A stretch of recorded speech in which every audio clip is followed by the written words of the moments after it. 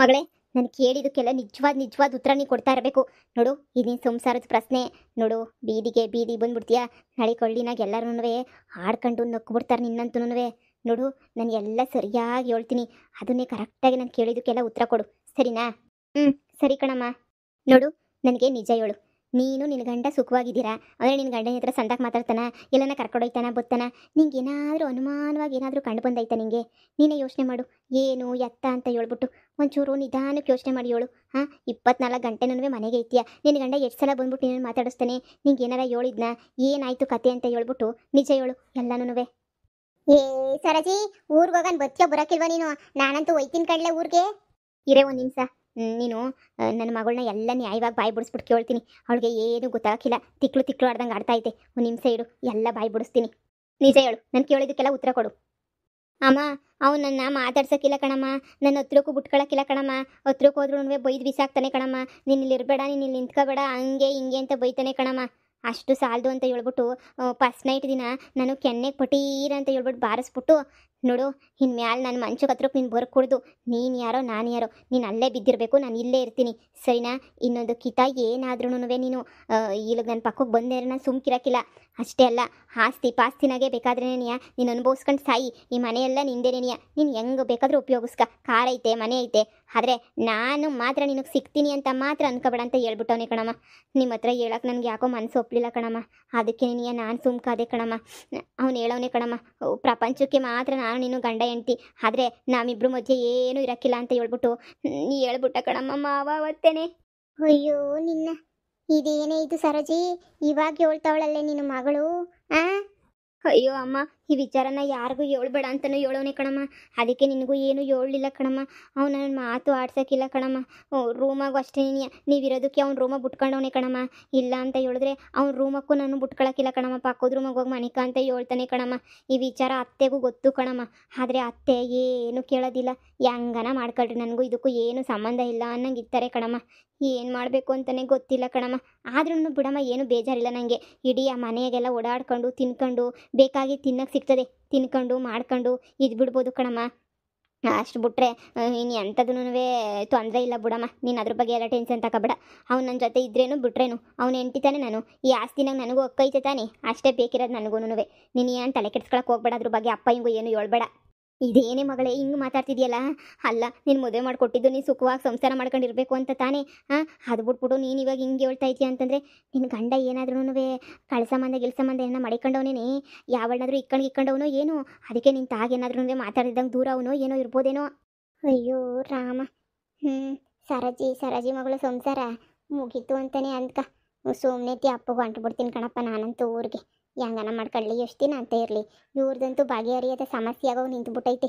ಅವತ್ತೇ ಬಡ್ಕೊಂಡೆ ದುರಾಸೆ ಬ್ಯಾಡ ಅಂದರೆ ಕೇಳಿದ್ರ ಇವರು? ಹಾಂ, ಮಾಡಿದುಣ್ಣು ಮಾರಾಯ.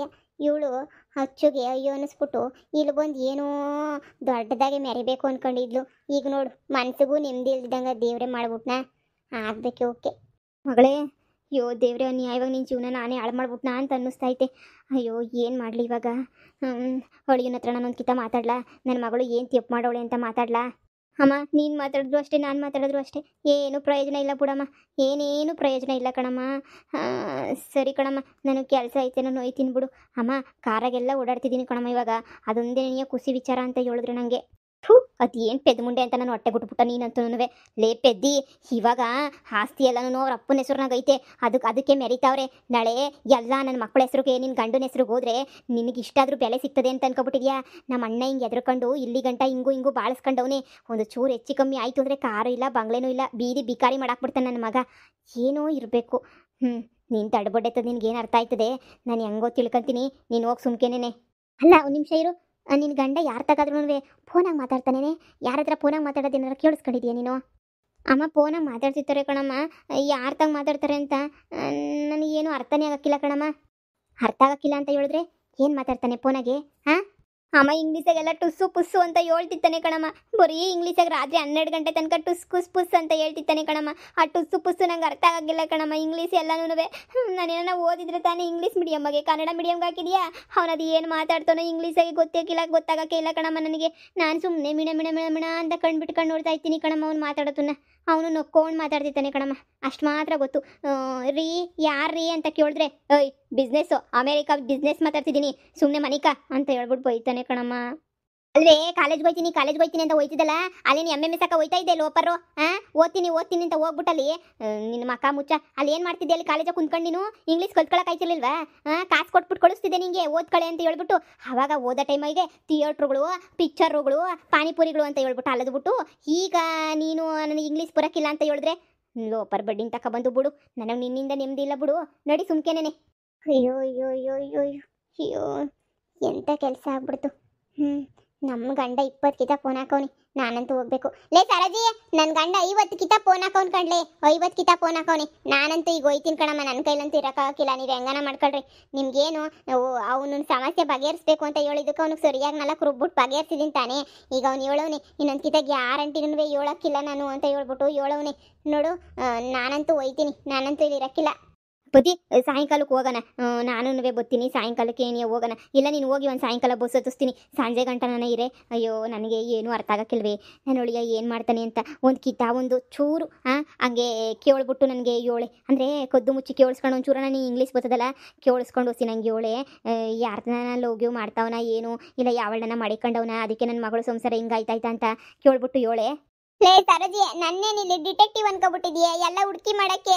ಅಮ್ಮ ತಾಯಿ ನೀನು ಸಾಕು, ನಿನ್ನ ಸಂಸಾರನು ಸಾಕು. ನನಗೆ ತಲೆ ಕೆಟ್ಟು ಕೆರಡಿಸ್ಬಿಟ್ಟಿದ್ದೀರ ನೀನು ನಿನ್ನ ಮಗಳು ಸೇರ್ಕೊಂಡು. ಅವತ್ತೇ ಬಡ್ಕೊಂಡೆ ನಿನಗೆ ದೊಡ್ಡ ಮನೆ ಸಂಬಂಧಗಳು ಯಾಕೆ ಬೇಕು, ಆ ಹುಡುಗಂಗೆ ಇಷ್ಟ ಇಲ್ಲ ಅಂತ ಅನ್ನಿಸ್ತದೆ ಅಂತ ಹೇಳ್ಬಿಟ್ಟು ನೀನೇನಾರ ಕೇಳ್ದ ನೀನು? ಸರಿ, ಇದೊಂದು ವಿಚಾರಕ್ಕೆ ಮಾತ್ರ ಸಹಾಯ ಮಾಡ್ತೀನಿ. ಸರಿ, ನಾನು ಹೆಂಗೋ ಫೋನ್ ಮಾಡಿ ಕೇಳಿ ವಿಚಾರಿಸ್ಕೊತೀನಿ. ನೀನು ಸಂಜೆ ಕಳಿಸ್ಬಿಡ್ಬೇಕು ನಾನು ಇರೋಕ್ಕಿಲ್ಲ. ಸಂಜೆ ಹೊಂಟ್ಬಿಡ್ತೀನಿ.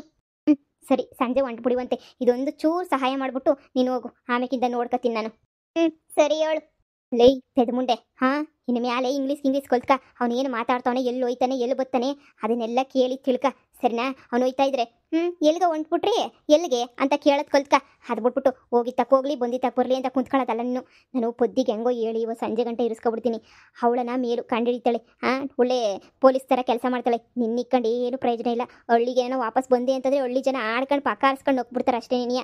ಸರಿ ಇರು, ಪೊದ್ದಿಗೆ ಹೋಗ್ಬಿಟ್ಟು ಒಂಚೂರು ಎಲ್ಲ ಹೇಳ್ಬಿಟ್ಟು ಬ್ರೈನ್ ವಾಶ್ ಮಾಡ್ಬಿಟ್ಟು ಬರ್ತೀನಿ. ಹೆಂಗೋನುವೆ. ಸರಿ ಕಣಮ್ಮ, ಆಯಿತು. ಈ ಮನೆಯಾಗ ನನಗಂತೂ ನೆಮ್ಮದಿನೇ ಇಲ್ಲ ಬಿಡು. ನಮ್ಮಮ್ಮ ಏನೋ ಮಾಡ್ತೀನಿ ಅಂತದೆ, ಏನೇನೋ ಮಾಡ್ತದೆ. ನಮ್ಮಮ್ಮ ಹೇಳ್ದಂಗೆ ಕೇಳಬೇಕಾ ಬ್ಯಾಡ್ವಾ? ಒಂದು ಅರ್ಥ ಆಯ್ತಿಲ್ವಲ್ಲ ನನಗೆ. ಹಲೋ.